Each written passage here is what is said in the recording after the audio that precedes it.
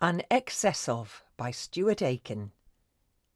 An Excess Of features a brilliant but underrated mixed-race young beauty who revels in exhibiting her opinions and her stunning looks, and a handsome, reserved, inexperienced, rigorously indoctrinated young victim of superstition and dogma, riddled with undeserved guilt. These two, in their 20s, are thrown into turmoil as the ship transporting them to potentially improved lives sinks in a severe storm. With 4 other, random, older strangers, they are washed onto a desert island far from civilization. 3 women, 3 men, all with strong views and deeply opposing ideas of right and wrong, must collaborate if they are to survive the harsh paradise they now inhabit. In the world they have now left, environmental catastrophe combines with a vigorous new viral pandemic to reshape everyday life in ways unimagined by most. All but one of the isolated group remain ignorant of events beyond the shores of their small, fragile domain. Differences of opinion threaten to disturb the efforts of the young woman and man to bring the others to an agreement that promises an escape from their prison. A devastating assault, followed by 2 fierce tropical storms, bring disagreements to an explosive head. Who will survive the resulting turmoil? Who will fail to make it? And will the unexpected hope of rescue be realized? Or will fixed ideas cause inescapable breakdown? Not long ago, I spent a time reading and rereading a novel by Stuart Aken, An Excess Of ... If you don't already know Stuart Aken's work, I should tell you his novels are predominantly classed as science fiction, and like many of the best science fiction writers, he is skilled at world building, but also at using those settings to explore aspects of the human condition and human responses to challenging situations. His characters, this matters a lot to me, his characters are always 3-dimensional. They have intriguing backstories and behavioral habits that we can always understand even when we don't empathize with them.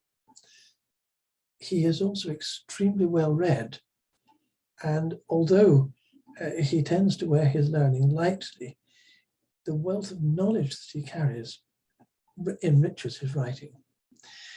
Now, An Excess Of isn't science fiction as the genre is normally understood.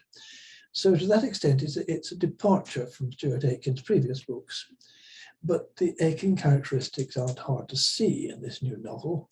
World building, varieties of character, human responses to challenges, wide-ranging information brought to bear on the development of the story. It's an environmentalist novel, focusing on the climate crisis. As a theme that's become rather popular among novelists and publishers and readers during the past few years for obvious reasons. But 2 major characteristics distinguish it from the fashionable norm. First, it's a people story. It's more character-driven than plot-driven. And second, in contrast to most writers on this theme, Stuart recognizes that global climate is, in mathematical terms, a non-linear dynamic system, and he knows what the implications of that are. To put it simply, climate change won't be gradual, it won't be one-dimensional, it will be sudden, it will be catastrophic, and it will be multifaceted. The plot of In Excess Of is carefully constructed, but it is simple. A decrepit ship caught in a tropical storm, sinking, violence against or amongst the crew, in the end is destroyed by a bomb. So the novel begins with, if you like, a metaphor for the condition of the planet. 6 passengers escape to a small island where they find food and fresh water so they can survive, and the remains of huts left by previous occupants which provide shelter. The story is narrated by one of the 6 survivors, Appy, a young, brilliant woman whose views are radical. The other 5 are a female rabbi, an Islamic activist who pretends to be an imam, a Catholic bishop as the bishop's young male secretary, and the wife, now the widow, of the ship's captain. The interactions among those characters allow conventional attitudes and values to be examined, and because of the circumstances facing them, to be challenged. For example, Appy's astringent opinions, which she articulates uncompromisingly, force us to question not only our accepted views about sex and nudity and personal morality, but also confront the uncomfortable notion that established monotheistic faiths, as well as global capitalism, are culpable for the environmental crisis facing the world. Now, I'm not going to include any spoilers about this book because I really encourage everybody who can bear to read novels to read this one. But let me just say this about it. 3/4 of the way through the novel, climate catastrophe strikes in the most dramatic way, and what ensues is a white knuckle ride as the castaways try to find a way of surviving and reaching what remains of humanity. Without making a spoiler here, I would say that not all of them live to the end of the novel. And during those final few chapters, I just couldn't put that book down. Now, not all readers will agree with Stuart about religion or personal morality. Actually, I don't, but that doesn't matter. They won't all be convinced of the guardedly positive epilogue of An Excess Of. I wasn't particularly, but persuaded or not, I can guarantee this book will make you think about your own attitudes and beliefs and about the imminent global catastrophe. Above all, it's a cracking good story. An Excess Of by Stuart Aken, an extract from Chapter 1. Freshly opened eyes revealed only darkness. Was I still sleeping, living a nightmare? Had I gone blind in the night? Rolling motion tossed me in the narrow bunk, raised wooden edges confining me, preventing a fall to uncarpeted floor. I knew where I was now. But poorly serviced engines were not throbbing through every portion of my body, nor bashing my ears mercilessly. The vessel must have lost power. I rolled again as the angle abruptly changed. My hand found the hard edge, gripped it to stop the next lurch tossing me out. Reluctantly, I pushed myself awake. The ship must be drifting in the second tropical storm its captain had dreaded since we'd embarked. Like most in authority, the man was slave to his superstitions, but that didn't lessen concern raised by the evidence. In a former time, I'd have panicked, screamed, maybe even been sick with fear. But life had taught me knee-jerk reaction was generally unwise. Just 10 at the start of the COVID-19 pandemic, when Mother forced me to isolate, I'd developed strategies to cope with loneliness and exclusion. That early imprisonment impacted on my emerging social skills. At uni, I came to understand I was seen as unjustly impatient with people I saw as fools. Even so, I struggled with anger and with tolerance of stupidity, but I was working on it. The previous storm had turned out as no real threat, and the call onto deck proved unnecessary, but I recognised that may have no bearing on the current tumultuous weather. Dislike of confined spaces, a problem during childhood, I now usually managed by donning a careless attitude designed to fool me into a more relaxed state. Breathe, girl, deep, long, controlled. Settle the turmoil within, even if not beyond.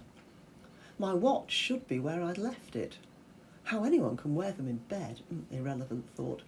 Outstretched fingers found the sharp edge of the steel cabinet and searched its flat surface. Nothing, the top empty. Even my partially unpacked rucksack gone. Dim light from the corridor normally seeped round the ill-fitting door to the windowless box, my ticket glorified with the name Cabin 23A. A storage space hastily converted to accommodate inexperienced fools or those desperate to save cash in these days of uncertain and expensive travel, which was I. The narrow passage we few passengers used on this noisy, dirty transporter of whatever products the ship's owner could acquire usually carried some light, and there was none.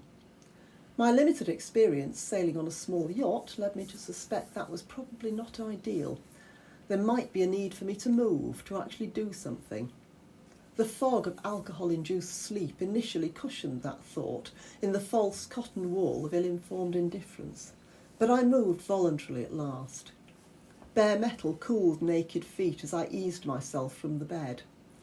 The rucksack must have abandoned the uncertain cabin at top for the more constant floor. Helpfully, the ship tipped again and threw me on my face. Outstretched hands explored, discovered the rucksack lodged in a corner. Upside down, most of its contents were scattered.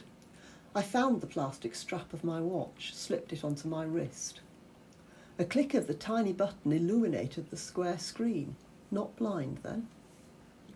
We were a couple of 100 miles south of the equator, in the middle of the Pacific Ocean, and the date read 07/11/2030. Regardless of the year, it would be dark everywhere, bar polar regions, at 2:37. I settled buttocks on calves as I considered my situation. Happily, I was still kneeling when the entire space abruptly lurched to the left and tipped me to the floor, bare steel failing to render the ride enjoyable. My landing position was undignified. Thankfully, I was alone. "Oh Lord, save me, Almighty Father, save me!" I recognised the bishop's voice. No surprise at his panic, but he was louder than usual. At our brief meeting, when he ogled me while pontificating on the low moral standards of the modern world, he'd struck me as a coward, hiding behind his long cloak of faith. From study and experience, my default position on clerics of all religions was one of distrust and dislike. He sounded to be right outside my room, rather than crouched or kneeling in his own, as I'd seen him when the first storm unlocked and opened his cabin door. Was he overreacting, or was something a little more serious happening? "Now, lazy cow, now!" My other neighbour, the bearded stick, fired his everyday misogyny through the thin sheet metal between us. Was he shouting at me? Unlikely, considering our mutual on-site dislike. Like the bish, he'd stripped me with his eyes, a common experience for me, but one he'd accompanied with hawking and spitting at my feet. He usually aimed his insults at a named victim, and he'd yet to learn mine. I guessed his object of abuse was female, but I'd not seen him with a woman. His expressed anger increased my growing sense of urgency. The previous storm had, after all, merely confined us to our cabins. "Now, stupid bitch, or I drown! You drown!"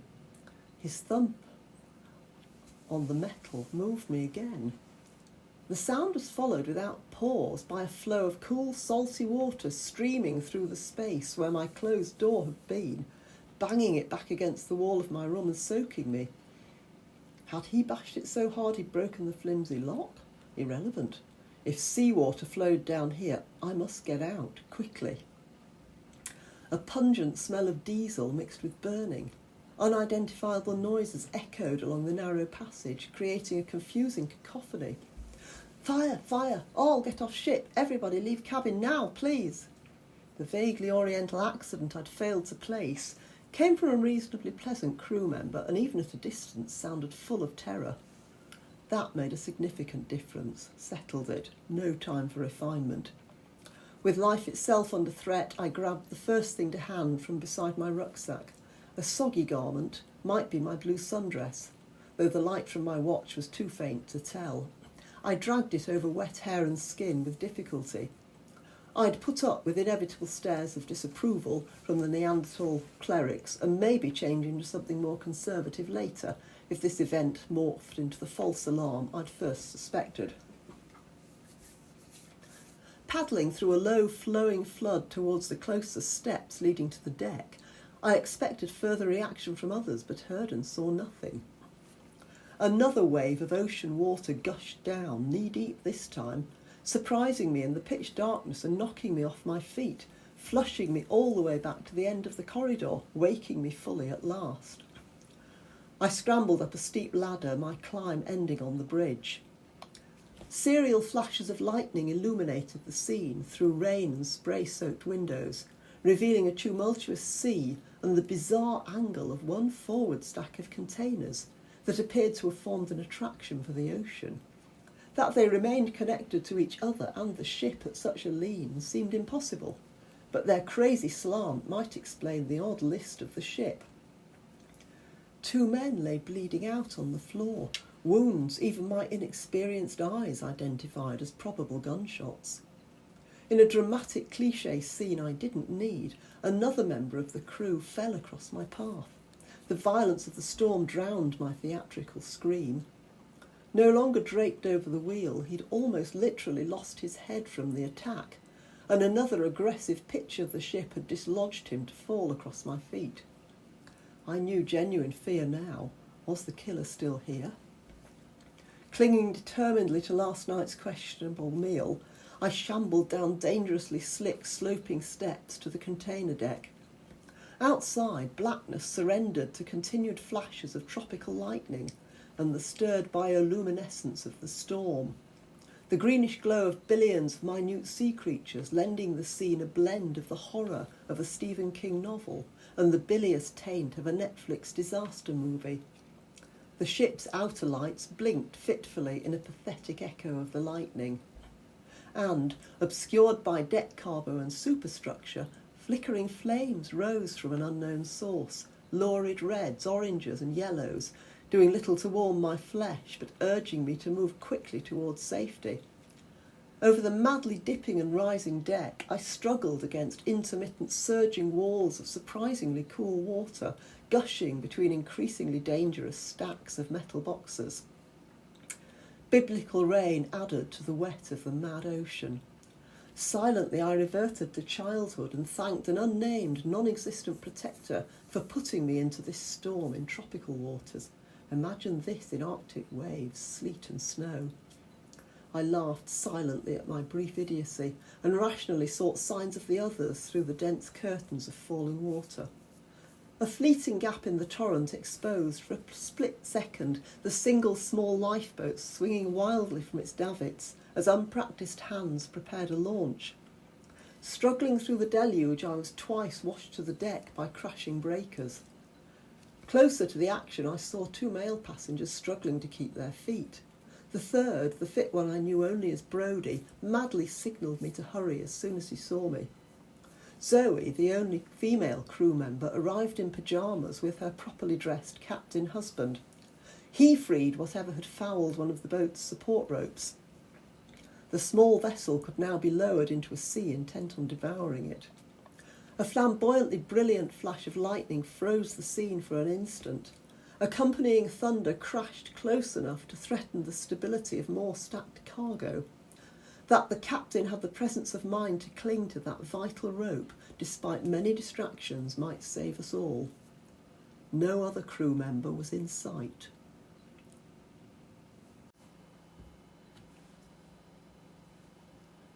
Penny ponders on an excess of. Warning, adult themes. That's adult themes in the book, not in this review of it. An Excess Of by Stuart Aken is an eco-thriller that encompasses a wide view of the world through the lens of climate change, whilst telling the personal and sometimes brutal stories of a group of strangers thrown together by an unexpected catastrophe. Faced with an apparently simple choice of cooperate or die, the group manages to find as many alternative answers as it has members, each of them convinced by their own stance and intolerant of the others. The tale unravels as they play out in microcosm much of the turmoil of the wider world, as the book develops into a many-faceted drama. It has romance, betrayal, brutality, and ultimately hope. But these ponderings are not intended as comprehensive book reviews. I'm homing in on specific points that have interested me. An Excess Of is set in the near future, and I found myself wondering about the ship that foundered in a storm at the start of the story. Books set in the future often have futuristic transport to match, but I'm aware that in the world of shipping, the range of craft that plies their trade on the high seas covers an enormous range. Here's what I asked Stuart. The story is set in modern times, just a short way into the future, but it feels as though the ship they're travelling in is old and not well maintained. I have the impression that it was the cheap price of tickets that attracted the passengers. Did you research the modern shipping world as to how many old and unsafe ships still sail commercial routes? And this is what he told me. What we have in an excess of is a disparate group of individuals with their own reasons for avoiding air travel, mostly to do with cost for one reason or another. Some were provided with finance for an airfare, but decided they could make money by selling that grant and using a container ship instead. Others were either just broke or mean or unable to travel by air for security reasons. I did some research and found various answers to my questions in a variety of sources. But the story is set a few years into the future, at a time when lack of international action has failed to prevent CO2 levels rising, and global temperatures with them. The result would be an inevitable breakdown of society. Container ships are big polluters, and many would be forcibly retired. Others would operate illegally in a world less regulated, gathering whatever they could find and transporting it, usually with an inadequate crew, to wherever the customer determined. Such ships would be known to those needing to travel cheaply via the usual underground data suppliers. They would be relatively cheap, generally old and unsafe, and would offer a basic service in order to maximise profit. That is an interesting answer and gives a credible background to the catastrophe that opens the book. As the story unfolds, the trapped group learns that things weren't quite as clear-cut as they'd assumed, which adds yet another twist to a story that is not short on surprises. Walt Pilcher reviews An Excess Of by Stuart Aken. Shipwreck as metaphor? If author Stuart Aken had started this book with a bishop, a rabbi, an imam, an atheist, an acolyte, and a grieving widow walked into a bar, you would expect a joke. But An Excess Of is no joke, nor is the deserted island on which this disparate and increasingly desperate group find themselves with little hope of rescue after a harrowing shipwreck. How will they cope? What alliances and alienations will form?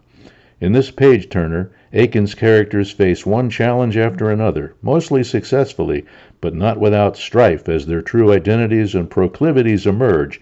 Their conflicting worldviews are laid bare, and they say, do, and experience nothing in moderation. Hence the title, which applies not only to the characters, but also to the underlying theme of man's general inability or unwillingness to confront his impact on our endangered planet. It is intense. Still, there's humor, adventure, and romance, along with the danger, and you will want to keep reading to discover the surprising resolution. Melody Muses on a Modern Shipwreck.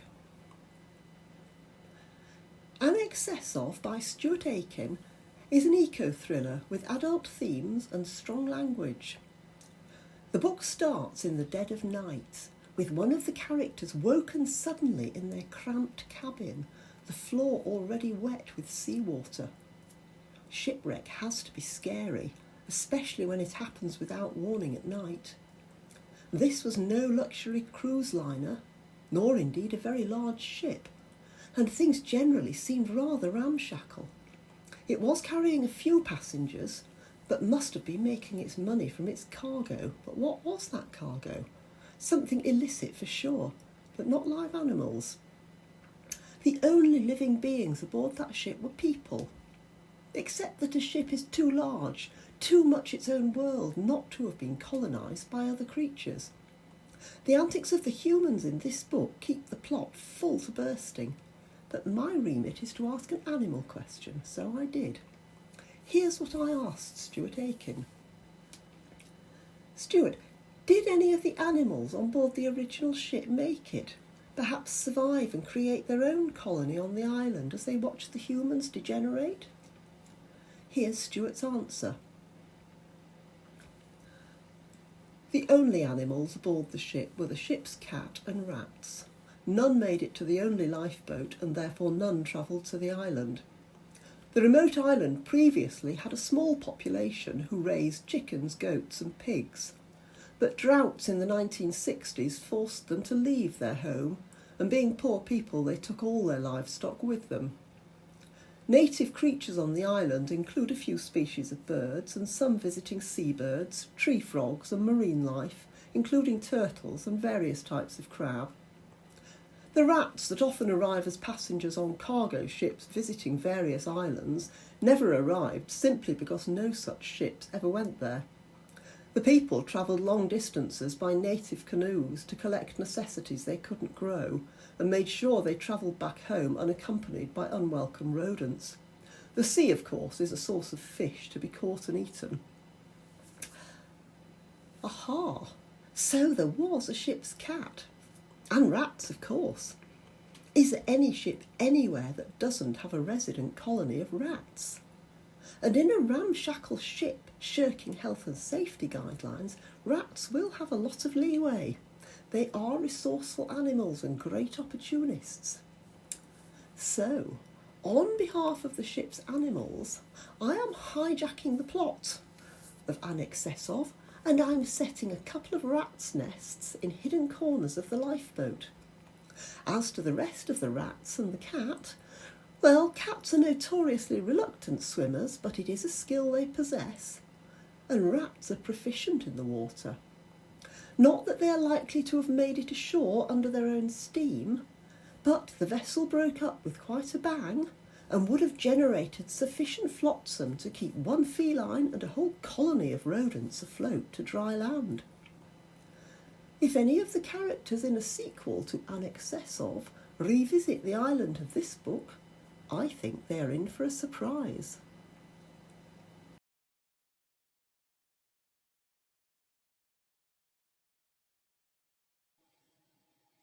Hi, Stuart. Would you like to tell me about your novel, Joinings? Hi, Linda. Yeah. I wanted to talk about this book, which, although it was actually published 6 years ago, I never did any real publicity for it. I never did any marketing because, like, in common with a lot of writers, I'm terrible at marketing. So the first thing I'm going to do is just explain what the book's about by letting you hear the tagline, which is "An ill-timed omen sends a malicious leader on a hazardous quest that will alter everyone it touches." That's the nub of the book. And I think probably the best thing to do as far as the story is concerned is to let you know what the blurb on the back of the book was.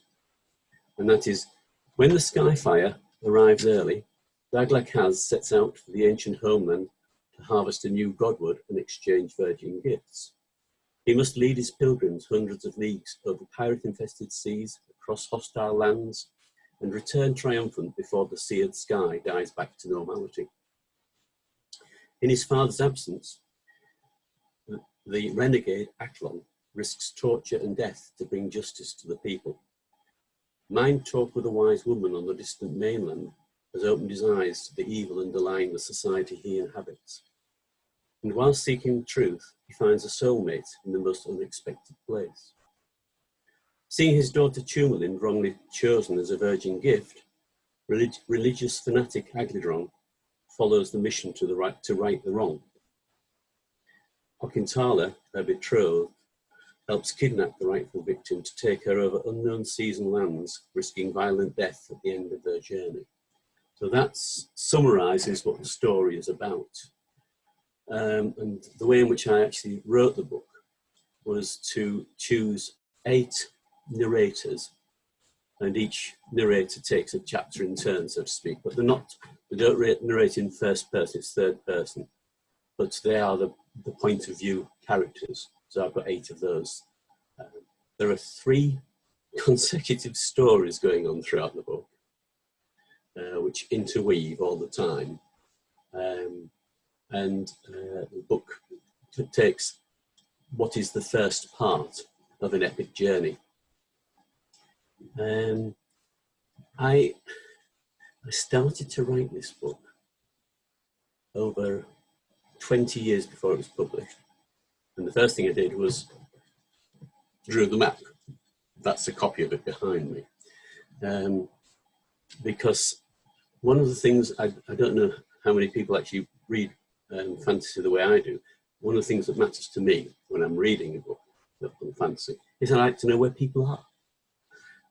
So I thought I'd start with my map. And I then spent probably 18 months inventing the world, the society, the religions, the myths, the legends, looked at all the possibilities of who was, how the place was populated with both animals and people, what sort of period it would take place in. So it's anomalous to the medieval times. That's the way in which I've looked at it. There's nothing mechanical going on in terms of transport and so on. It's all either on foot, by cart, or on horse, or by boat. Boat's very important because the story starts on an island and then the protagonists move off the island onto the mainland and pursue the pilgrimage that way. So, as to why I wrote this book, I was visited by the germ of the idea years and years before I even started to write it. And it was one of those stories that hooked me as a writer, and to the point where I was compelled to write it. So, and the themes that I explore in the story are basically the hypocrisy of organized religion, the injustices that occur in so many lands due to inequalities and so on, and particularly the inequalities that apply in so many societies between the genders. So those were the things that sort of drove me as a writer. And most readers seem to get the fact that those are there in the book. Not everybody does. Some people just read it on the surface, of course. But you always expect this is going to happen with any sort of stuff. I think that's as much as I need to say at this stage. Okay. An ill-timed omen sends a malicious leader on a hazardous quest that will alter everyone it touches. The story itself, I'm going to give you an indication by reading the blurb that appears on the back of the book. When the Skyfire arrives early, Daglakas sets out for the ancient homeland to harvest a new godwood and exchange virgin gifts. He must lead his pilgrims hundreds of leagues over pirate-infested seas, across hostile lands, and return triumphant before the seared sky dies back to normality. In his father's absence, the renegade Aklon, oh, sorry, I've bound to happen. In his father's absence, the renegade Aklon risks torture and death to bring justice to the people. Man talk with a wise woman on the distant mainland has opened his eyes to the evil underlying the society he inhabits.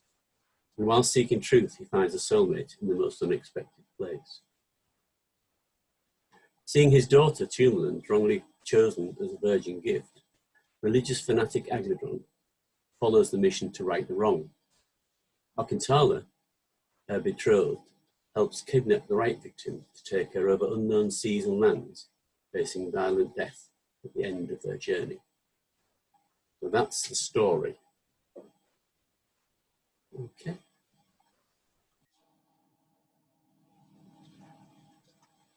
Okay, I came into contact with fantastic books through my writing group in Hornsey. And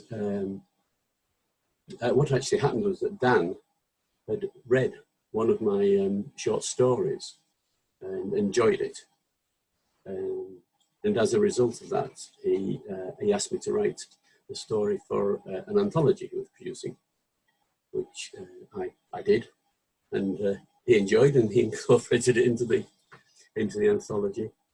At the time, I'd just started writing the trilogy, the Sea and Sky trilogy, and I was aware that as a virtually unknown author seeking a publisher to publish a piece of work which in the end turned out to be over 600,000 words long, I was going to have difficulty.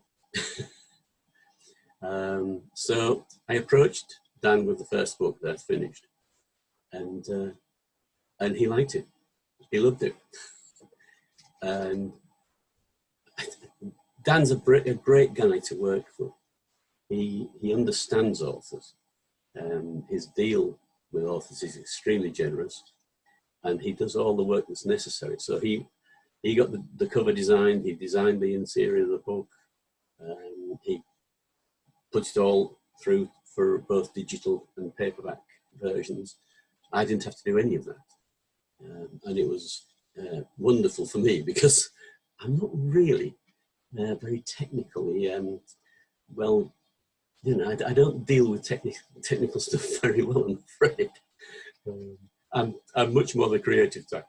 And so that was wonderful. And when he showed me the initial design for the cover, he'd used the original, the artist rather, had used the map as a background, and it just worked so well for the book. And we continued to use that design for the other two books in the series. And so I just felt so lucky to have found a publisher who would actually publish, as I say, a trilogy from a virtually unknown writer. It was wonderful. He went on to publish my science fiction books, and so he's now done 7 of my novels, and I'm currently working on one at the present moment, which doesn't even have a title at the moment. And I'm one of these people who doesn't like to talk about the work in progress. So I'm not going to say much about that other than the fact that it's a very unusual story I'm dealing with.